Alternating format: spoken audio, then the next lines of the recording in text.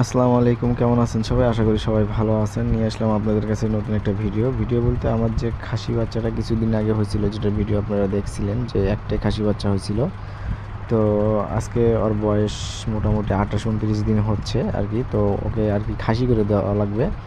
তো আমাদের এদিকে তেমন কোনো মানে আগে যারা ছিল বয়স্ক লোকগুলো তারা করতো, তারা বর্তমানে নাই, মারা গেছে। তো আমি নিয়ে চলে গেছি তাদের আমাদের এই এলাকার পাশে এক ভাই ডাক্তারের দোকান, সে তার ডাক্তারের পাশাপাশি সেই কাজটাও নাকি করে থাকে। তো অনেক দিন ধরেই চিন্তায় ছিলাম যে কোথায় থেকে করব, যেহেতু আগের লোকগুলো মারা গেছে, নাই কেউ।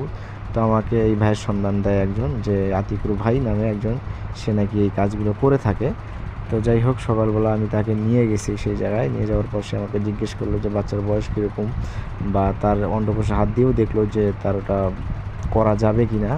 যাই হোক, তারপরে সে বললো যে করা যাবে, সমস্যা নেই। তো আমি তাকে নিয়ে তার কাছে নিয়ে যাওয়ার পরে সে দেখে ঠেকে ভালো করে সুই টুই দিয়ে একটা সার্জিক্যাল ব্লেড নিয়ে তার মুন্ডকোষ কেটে তাকে খাসি বানায় দেয়। তারপরে তার কাটা স্থানে ভায়োডিন, হলুদ এগুলো লাগাই দিছে আর কি, যাতে তার এখানে কোনো ইনফেকশন না হয়।